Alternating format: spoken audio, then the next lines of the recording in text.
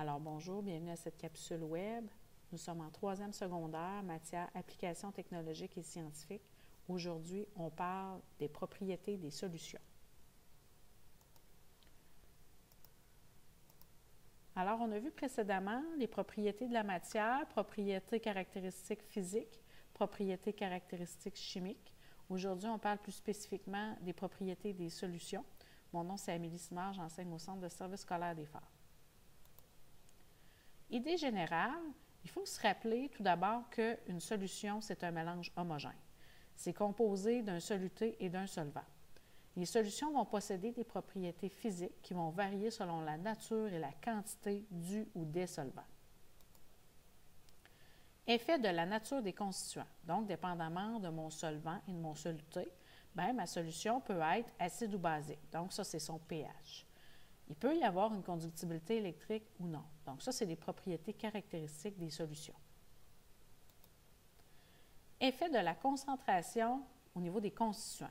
Ce qu'il faut savoir, c'est que les solutions vont posséder des propriétés physiques. Et ça, ils peuvent aussi varier selon la nature et la quantité de soluté. La concentration, c'est un rapport, dans le fond, entre la quantité de soluté et la quantité totale de solution. Ici, on voit comment la concentration est calculée. C'est ça le rapport. C'est la quantité de soluté divisée par la quantité de solution. Et ça va me donner la concentration de ma solution. Une solution qui est concentrée, elle va avoir beaucoup de soluté. Puis une solution qui est plutôt diluée va contenir moins de soluté ou pas beaucoup. Je vais vous montrer une démonstration au niveau de la préparation d'une solution par dissolution. Donc, on peut voir, à gauche, j'ai un récipient avec du soluté. Et à droite, j'ai mon solvant, j'ai 500 ml d'eau qui va agir comme solvant dans la préparation de ma solution.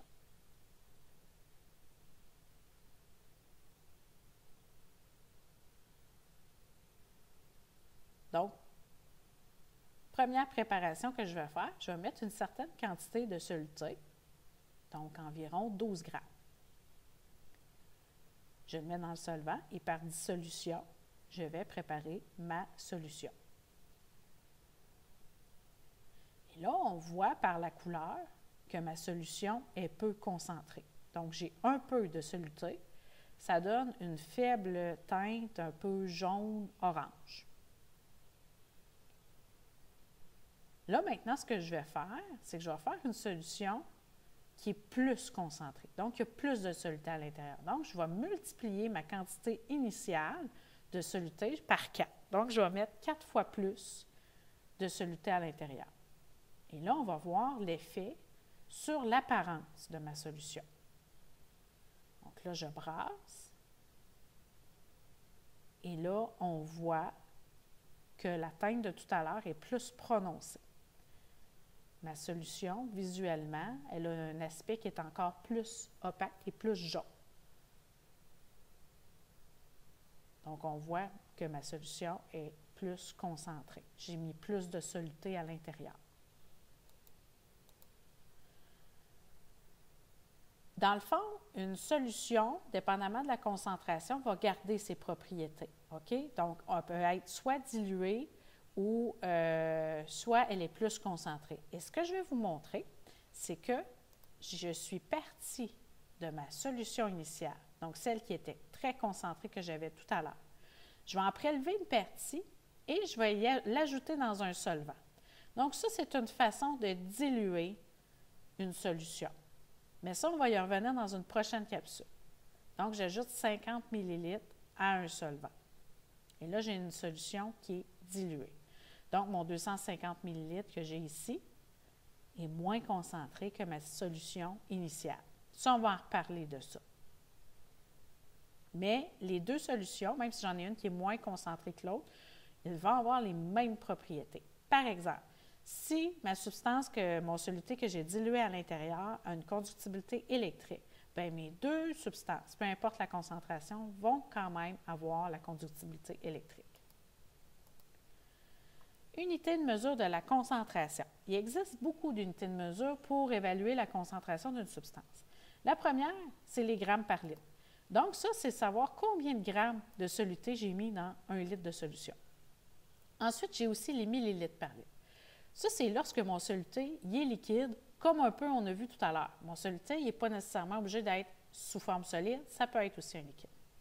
J'ai aussi les milligrammes par litre. Ça, on va utiliser un peu davantage cette formulation-là l'année prochaine. On a aussi les pourcentages. Donc ça, qu'est-ce que ça veut dire? Ça veut dire combien de grammes ou combien de millilitres j'ai pour 100 parties de ma solution. Donc, un pourcentage. Par 100 parties, combien j'ai de soluté.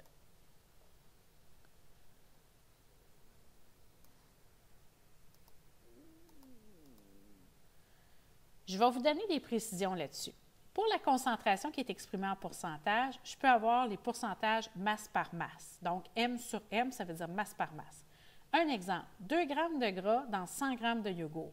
J'ai 2 grammes dans 100 parties de yogourt. Donc, ça, c'est ma concentration masse par masse. Mon soluté, c'est sous forme solide, puis mon solvant, il est aussi sous forme solide. J'ai aussi le pourcentage masse par volume. Exemple, sérum de 5 g de glucose par 100 ml de solution.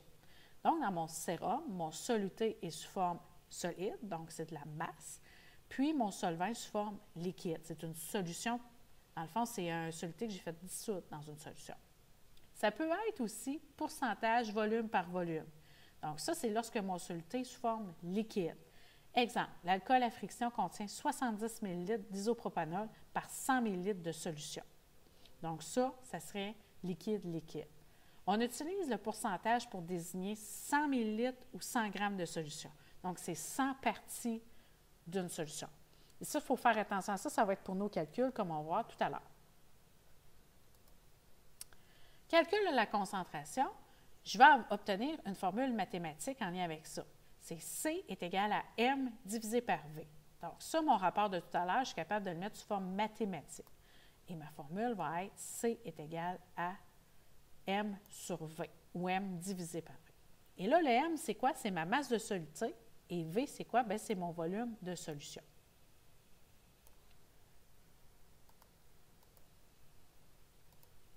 On va faire un exemple ensemble.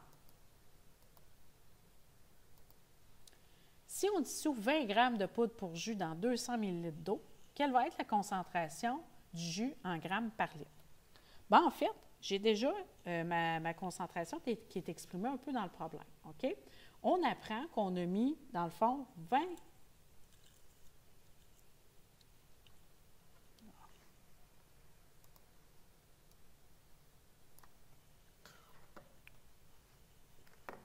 Donc, je recommence. On apprend, dans le fond, qu'on a utilisé 20 grammes. Ça, c'est mon soluté, c'est mon jus en poudre, pour 200 ml d'eau. Et ça, c'est mon solvant, ma solution. Donc, moi, je veux savoir, cette valeur-là, elle va représenter quoi en grammes par litre? Donc, ce que je vais faire, c'est que je vais aller convertir mon unité. Il faut que ça parle le même langage. Millilitres, bien, il faut que je le mette en litres. Grammes, il est correct. Donc, j'ai 20 grammes. Et si je transforme mes millilitres en litres, donc j'ai 200 millilitres, ça va être, je divise par 1000, donc ça va me donner 0,2 litres. Et là, je me rappelle de ma formule. C est égal à M sur V. Donc, ce que je vais faire, je l'ai, ma masse, c'est 20 grammes. Je vais diviser par mon 0,2 litres. Et ça va me donner une concentration en grammes par litre de 100 grammes par litre. Donc, ça ici, ça va être ma réponse en grammes par litre. Et là, on va aller voir une autre façon d'exprimer la mesure au niveau de la concentration.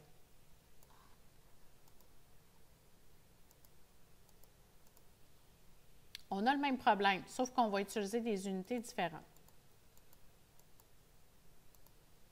Si on dissout 20 g de poudre pour jus dans 200 ml d'eau, quelle serait la concentration en pourcentage masse par volume? On se rappelle tout à l'heure, lorsque je parlais du pourcentage, c'est pour 100 parties. Donc, pour 100 ml ou pour 100 g. Donc, ici, on va utiliser les rapports équivalents. J'ai 20 g dans 200 ml d'eau. Donc, ça, c'est la concentration que j'ai faite, que j'ai préparé ma solution. Et moi, je veux savoir, vu qu'ici, j'ai un pourcentage, je veux savoir pour 100 parties, donc 100 millilitres. Donc, je vais avoir X grammes. Je veux savoir, ça serait quoi mon rapport équivalent. Et là, pour ce faire, je vais utiliser le produit croisé. Donc, je vais faire 100 fois 20 divisé par 200 et ça va me donner ici mon X grammes. Bien, en fait, qui va me donner, pour mon pourcentage, ça va me donner 10 %. Et là, comme c'est de la poudre pour jus, c'est solide, donc ça va être masse par volume, parce que j'ai un volume d'eau. Donc ici, ça va être mon 10 grammes pour 100 ml, donc 10 % masse-volume. Donc ça, c'est pour un exemple qui utilise les mêmes paramètres, mais avec une unité de mesure différente, parce qu'il est possible de les calculer, là, les équivalences un et l'autre, comme on vient de voir. On va aller voir un autre exemple. Alors ici, je vais reprendre mon crayon. Alors ici, on a une substance qui a une concentration de 8 grammes par litre. Quelle est sa concentration en pourcentage masse par volume? Ça ici, ce qu'il faut comprendre, c'est que j'ai 8 grammes par litre. Donc, moi, je vais chercher pour 100 millilitres. Mais ce que j'ai en haut et ce que j'ai en bas, ça doit être la même chose. Donc, 8 grammes.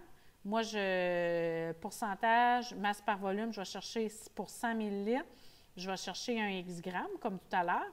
Mais ici, là, je n'ai pas des litres, j'ai des millilitres. Donc, ici, je dois aller le mettre en millilitres. Donc, un litre, c'est 1000 millilitres. Donc, j'ai 1000 parties lorsque j'ai un litre. J'ai 8 grammes pour 1000 millilitres ou pour un litre. Combien ça va faire de grammes dans 100 millilitres? Et là, je vais aller faire mon calcul toujours par produit croisé. 100 fois 8 divisé par 1000 et ça va me donner 0,8. Oups, mon 8 est mal fait. Là, je vais aller écrire en bas. 0,8 %. Bien, en fait, c'est grammes, mais des grammes sur 100. Donc, ça va être des pourcents masse par volume. Donc, toujours avec le produit croisé, quand j'ai des litres, dans le fond, j'ai 1000 millilitres pour un litre, j'ai 1000 parties. Je cherche pour 100 parties, donc en pourcentage masse par volume. J'efface, puis on va en faire un dernier.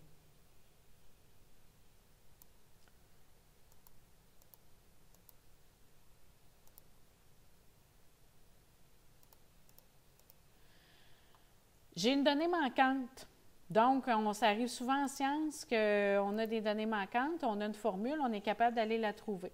Donc, j'ai un jus qui a une concentration de 60 grammes par litre. Donc là, je sors les renseignements que mon problème me donne. Donc, C, ça c'est ma concentration, ma variable concentration, est à 60 grammes par litre. Donc, ça, je le connais.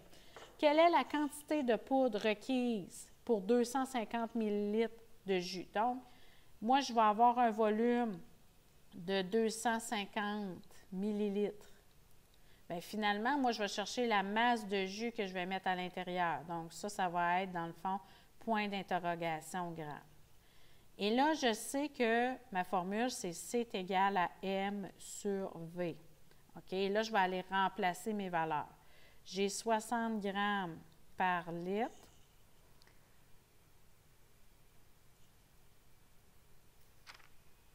Est égal ici à M que je vais chercher sur mon volume de 250.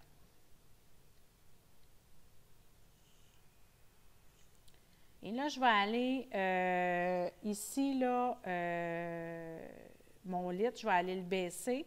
Donc, je vais avoir 60 grammes sur 1000 millilitres, parce que j'ai des millilitres en bas, j'ai 250 millilitres, je vais avoir millilitres est égal à M sur 250 millilitres.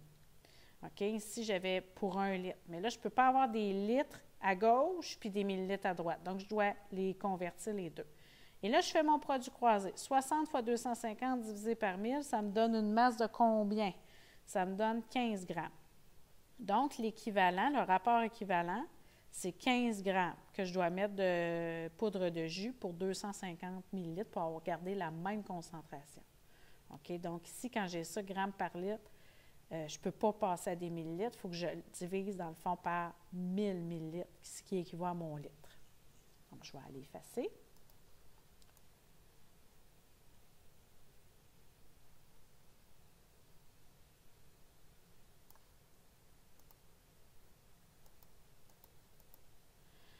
Précision pour la préparation d'une solution. Ça, c'est un petit peu plus lorsque je suis au laboratoire. Lorsque je vais préparer une solution, bien, si j'ai une solution qui est à 8 grammes par litre, comme j'avais tout à l'heure, c'est rare qu'au laboratoire, on va faire 1 litre de solution. Souvent, on va faire 200 millilitres, 20 millilitres. Et là, je vais utiliser les rapports équivalents. Ma masse de soluté divisée par mon volume de solution, ça va être quoi l'équivalent au niveau de la masse avec mon nouveau volume? Lorsqu'on prépare une solution d'une concentration donnée à l'aide de ce calcul au laboratoire, il faut seulement dissoudre le soluté dans la moitié du volume de la solution, puis là, après ça, il faut compléter avec le volume total. Parce que lorsque j'ajoute, mettons, mon 10 grammes de soluté à l'intérieur du volume, le volume peut monter un peu. Fait qu'il faut ajuster puis s'assurer d'avoir le bon volume total de solution. Là, on va aller faire un exemple au niveau des rapports équivalents.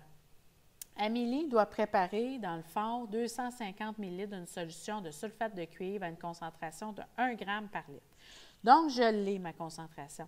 Quelle masse de sulfate de cuivre doit-elle utiliser pour son 250 g? Donc, moi, je dois aller utiliser, dans le fond, je vais prendre mon crayon, 1 g. Puis ça, c'est pour 1000 parties. Donc, 1000 millilitres. Quand j'ai ça, grammes par litre, je le mets en millilitres parce que moi, je dois aller faire, je ne vais pas faire 1 litre de substance, je vais en faire 250 millilitres. Donc, ce que j'ai en bas, j'ai des millilitres ici, je dois avoir des millilitres ici. Et là, une fois que j'ai ça, bien, je vais aller faire toujours mon produit croisé.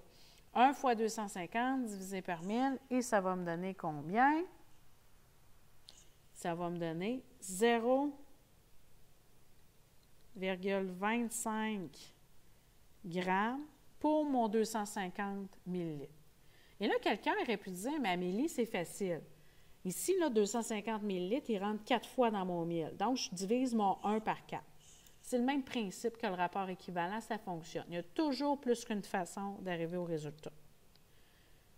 Donc là, à partir de ce moment-là, 0,25 grammes, je le pèse sur la balance. Je le mélange avec, pas mon 250 au complet, environ la moitié, donc 125 millilitres. Et après, je vais aller combler pour me rendre à 250 millilitres de volume de solution.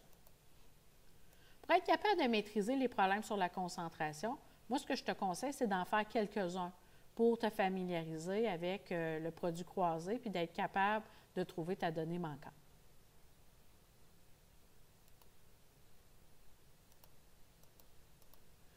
Donc, c'est ce qui termine ma présentation. Pour aller plus loin, je t'invite à aller sur Alloprof, puis aller consulter aussi les liens que j'envoie de façon hebdomadaire.